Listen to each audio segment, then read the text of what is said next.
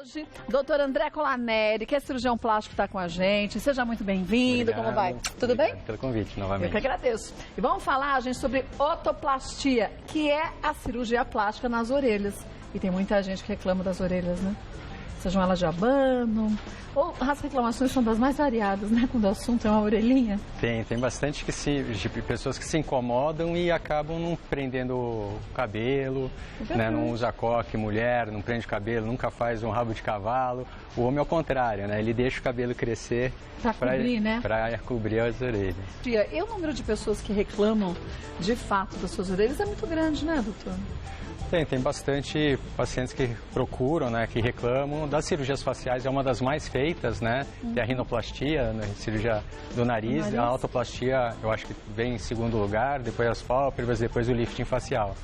Agora, que muita criança sofre depois, com os amiguinhos falando, dumbo, elefantinho. É uma cirurgia que ajuda muito a parte psicológica também, né? Porque tem algumas coisas que são estigmatizantes, né? A orelha de abano é uma delas, né? A ginecomastia ou o nariz grande, né? Então traz uma carga psicológica muito grande.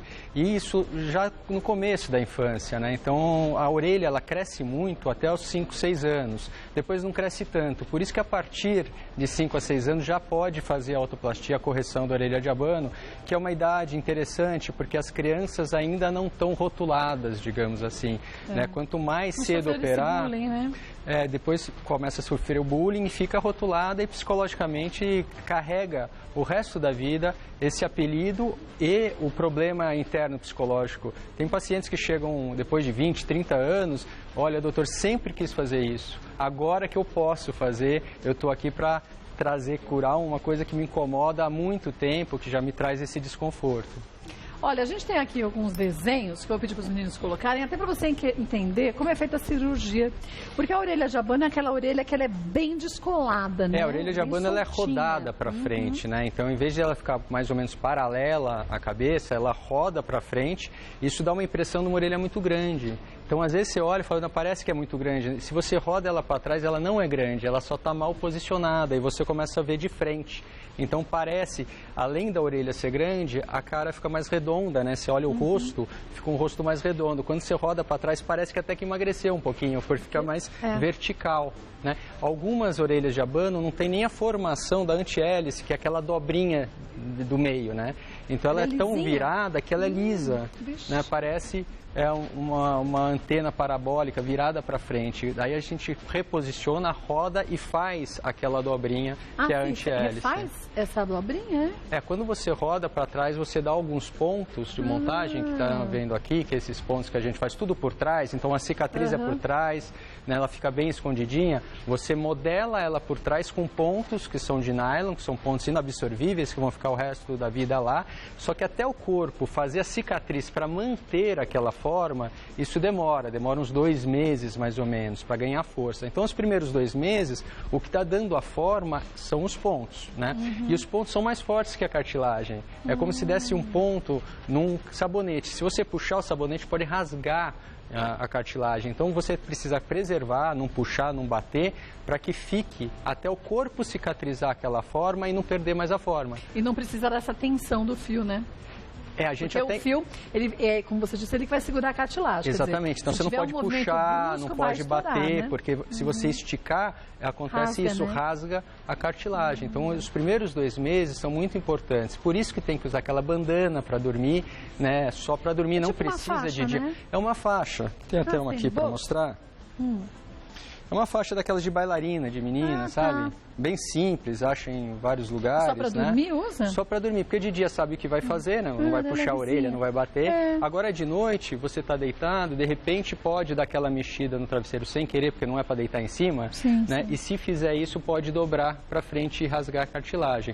Então, segurando a orelha para trás, vai que mexe, está virada para trás, não vai perder a forma. Né? Depois de 2 meses já está grudado, digamos assim, a cicatriz já está forte, não depende mais dos pontos. Então, é muito difícil de perder a forma até 2 meses. A partir de 2 meses, até 2 meses pode-se perder a forma e prejudicar o resultado. Gente, a cicatriz fica desse jeitinho atrás da orelha. Ela fica atrás da orelha, na dobrinha, né, atrás da orelha. Né? Difícil de ver. cicatriza bem na maioria dos pacientes, então mesmo depois de 2 meses que você olha, é uma linhazinha na dobra, de bem escondidinha e imperceptível. E a orelha fica bem coladinha, né? Não pode grudar totalmente, senão ela fica artificial. Sim, mas ela não tem mais aquela abertura que ela tinha aquela abertura antes, ela diminui muito, mas tem que tomar um cuidado para não hipercorrigir, porque se você grudar totalmente a orelha para trás, fica estranho, fica artificial.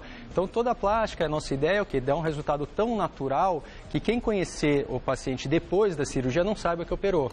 Lógico que quem conhece antes vai ver uma diferença, mas quem conhecer depois, o ideal é que fique super natural, sem estigma, né? Aquelas dobras hipercorrigidas. Mas a gente tem orelhas mais durinhas e orelhas mais molinhas.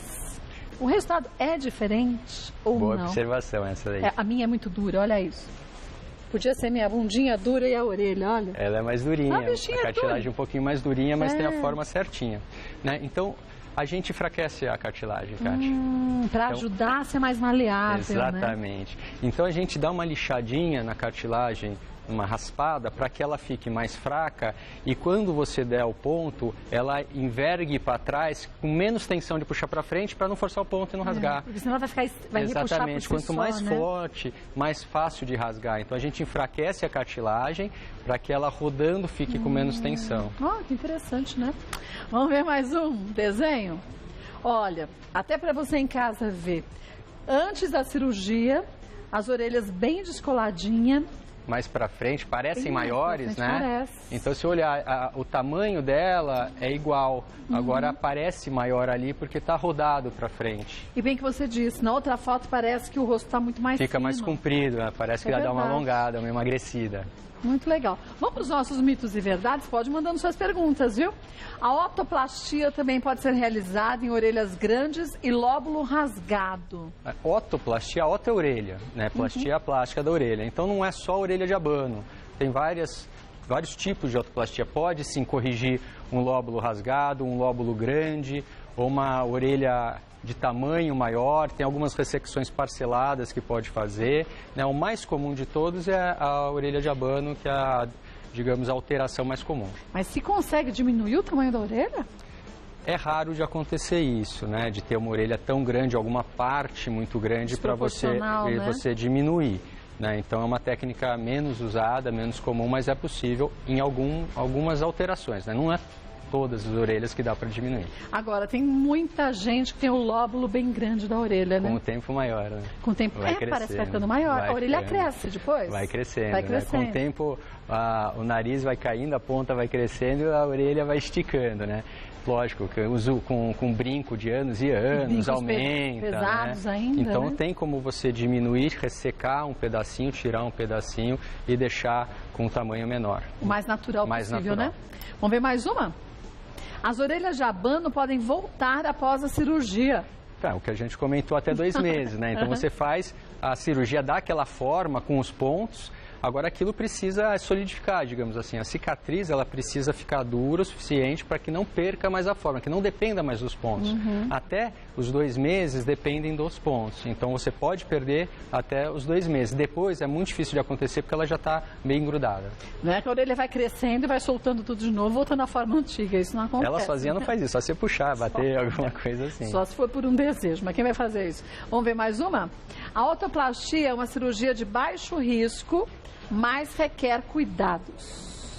Toda cirurgia requer cuidados e toda cirurgia tem risco, né? A otoplastia, ela é geralmente feita com anestesia local e sedação, uma cirurgia que demora em torno de 1h30, 2 horas, é um porte muito pequeno de cirurgia e de anestesia, né? Com anestesia local. Então ela é muito segura, difícil de ter alguma complicação, principalmente complicação mais grave, né? Mas ela requer cuidados, opere em hospital, opere com especialista, siga as orientações pré e pós-operatórias, né? E não vai querer fazer esporte logo, não vai querer dormir em cima da orelha, né? Não tomar anticoagulante, né? Que são algumas informações básicas que precisa tomar. Né? Os cuidados de qualquer pós-operatório, né? Tem alguns cuidados que são básicos, isso, e o principal é procurar um especialista e na consulta ele vai explicar tudo, o que pode, o que não pode e seguir as orientações certinhas. O básico, né? Vamos ver mais um?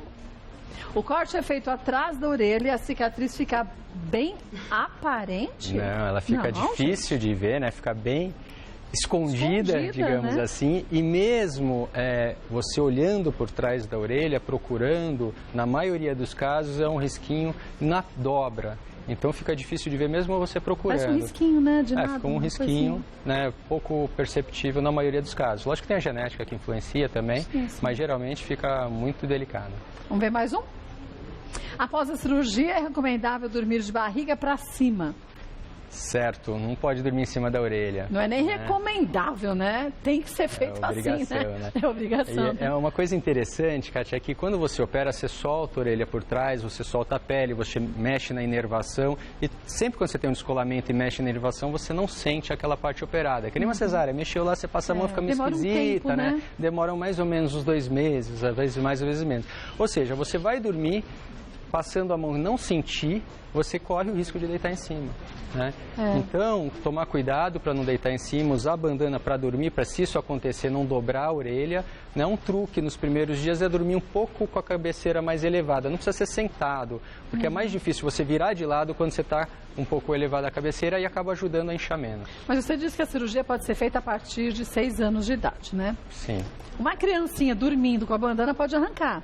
Se coloca alguns esparadrapos, alguma coisa para segurar, ou isso também é contraindicado? A bandana costuma ser meio larga para a criança, né? Então ela acaba segurando bem, assim. Não pode apertar muito para não machucar. Uma coisa que a gente pode usar é pôr um curativo de gesso dentro, que eu costumo usar. Porque se você deitar em cima, você não vai sentir a sensibilidade, mas você vai sentir aquilo apertando e vai te incomodar. E aí você automaticamente A hora que você apertar e sentir um negócio, você volta. Né? Então, usar isso por alguns dias, até estar mais ou menos treinado, você já está mais esperto e não deita em cima. Vamos responder as perguntas? Vamos ver a primeira de quem é, Renato Guzmão. Gostaria de saber se minha filha, que tem 2 anos, já pode operar ou existe alguma idade adequada para realizar a cirurgia em crianças. Então, como a orelha ela cresce muito até uns 5, 6 anos, até essa idade não deve ser operada. A partir de 5 a 6 anos já pode sim fazer a cirurgia. Então, Renato, espera mais um tempinho, 3, 4 anos, né? E quem faz cirurgia assim é o cirurgião plástico, hein, gente? Exatamente. Especialista em plástica é o cirurgião plástico. Vamos deixar cada um no seu quadrado, né? Mariana Russo, qual é o tipo de anestesia utilizada nesta cirurgia? Quanto tempo, em média, dura o procedimento? Geralmente, anestesia local e sedação dura em torno de 2 horas, 1h30, mais ou menos. Mesmo... Alta no mesmo dia. No mesmo Opera dia? de manhã, vai embora à tarde. O mesmo para criança? Mesma coisa? Geralmente sim, aí depende do tamanho da criança, né? Aí a gente tem que ver o desenvolvimento dela, se tem tamanho para fazer com sedação ou entubado, daí tem que ser com anestesia geral, mas isso a gente tem que ver em consulta. Agora, antigamente a gente tinha um medo danado de anestesia. As anestesias hoje são muito diferentes. Os anestésicos hoje eles são rapidamente metabolizados, né? Então o paciente acorda rápido. Agora, por que algumas crianças precisam, principalmente quanto menor a criança, tem que ser com anestesia geral? Porque o sedativo, ele também tem um risco, né? Ele pode dar uma depressão respiratória e o paciente parar de respirar. Quanto menor o paciente, uma criança, ela é mais sensível a pequenas alterações do sedativo. Então, você ter uma depressão respiratória numa criança pequena é muito mais grave, né? É muito mais fácil de ter do que num adulto. Por isso que cirurgias de crianças muito pequenas, geralmente é sempre com anestesia geral. Né? Então, para você fazer com uma sedação, precisa ter um tamanho razoável. Quanto tempo em média dura? Em torno de 1h30 a 2 horas. 2 horas, né? Priscila, tenho 33 anos e tenho orelha de abano. Vou me casar este ano e gostaria de realizar otoplastia para poder entrar na igreja com os cabelos presos. Se eu operar no próximo mês, em quanto tempo estarei recuperada para poder casar? Assim, em um mês é difícil de ver que operou, porque o maior inchaço e a parte que pode ficar roxinha, vermelhidão, elas melhoram muito com 21 dias a 1 mês, tá? Agora, lembra que a cicatriz ela demora para ganhar força até uns 2 meses. Quem casou provavelmente vai em lua de mel, né? Então não pode ir na lua de mel, tipo, eu não posso bater essa orelha, não posso fazer isso, não posso fazer esporte, né? Não posso mergulhar, não posso, né? Então, O ideal são 2 meses, porque daí vai para lua de mel, esquece que operou, né? Pode pegar sol, faz todos os exercícios que quiser. Então, Priscila, pelo menos 2 meses aí de segurança. O ideal. Vamos ver mais uma? Ana Laura, como fica a sensibilidade da orelha operada? A audição fica comprometida? Como a orelha é mexida, né, feito um corte atrás, solta, né, então tem um descolamento, a sensibilidade fica alterada. Você passa a mão, você não sente. Agora, a parte de audição não muda nada, né, o conduto aditivo, o ouvido não é mexido. Mexe lá, né? Não se mexe, né, a gente só mexe na parte externa, digamos que na moldura do quadro, né, Isso, a parte interna lá que serve para ouvir, não se mexe. Vamos ver mais uma? Mariane, tem orelhas pontiagudas, como se fossem de fadas. Tentei de todas as formas esconder o que me incomodava, mas hora ou outra acabava aparecendo e as pessoas percebiam. Isso pode ser corrigido com a otoplastia? Então isso entra naqueles casos que eu falei que são mais raros, que às vezes tem um pedaço sobrando de uma cartilagem. Então às vezes você pode ressecar uma porção dessa cartilagem e deixá-la um pouco mais redondinha. Nesses casos, como você precisa cortar um pedaço inteiro da orelha, de frente e trás, não é só remodelar e rodar, fica uma cicatriz mais visível na parte da frente, mas que costuma ser pouco perceptível, né? Então, dependendo do caso, tem sim como melhorar. E aí vai do que incomoda mais a pessoa, né? Uma leve cicatriz ou uma orelha pontiaguda. A plástica sempre é uma troca, exatamente, né? A troca de uma forma por uma cicatriz. O paciente tem essa forma, vai ter essa cicatriz para dar uma amenizada. Lembrar que sempre as orelhas são diferentes, as mãos são diferentes, tudo a gente é diferente, a orelha nunca fica idêntica, nunca fica igualzinha. As orelhas são diferentes, antes da cirurgia continuarão com certa simetria depois, mas a ideia é o quê? Que fique harmônica, fica um resultado natural, menos perceptível. Quem olhar não note a orelha do paciente operado. Olha, eu vou te dizer uma coisa, eu acho que tudo aquilo que incomoda e limita a vida da gente, a gente tem que mudar. Para muita gente que tem orelha de abano não se incomoda, tudo bem, mas se você se incomoda, busque um médico, cirurgião plástico, hein? E, sinceramente, preferencialmente, da Sociedade Brasileira de Cirurgia Plástica, porque se todos os médicos já estudam demais, para depois você fazer uma especialização em cirurgia plástica, se estuda mais ainda, para você ser membro da Sociedade Brasileira de Cirurgia Plástica, o estudo tem que ser ainda maior e ainda ser exigido muito mais desse profissional, depois de toda a formação de 11 anos, você faz uma prova. Então, para você ter o título de especialista pela Sociedade Brasileira de Cirurgia Plástica, tem que passar nessa prova. E a sua formação toda é acompanhada pela Sociedade Brasileira, né? Então, as residências, que é onde a gente faz a especialização, eles são acompanhados, tudo o que você faz, o programa, as provas que faz, é tudo monitorado, né? Então, tem que ser um especialista mesmo. Gente, a gente está entregando a vida da gente nas mãos de um profissional, então que seja o melhor, né? Faz o seguinte, pega o CRM do médico, vai no site da Sociedade Brasileira de Cirurgia Plástica e coloque lá. É simples, o nome do médico, o CRM, e aí você vê se ele é membro da Sociedade Brasileira de Cirurgia Plástica.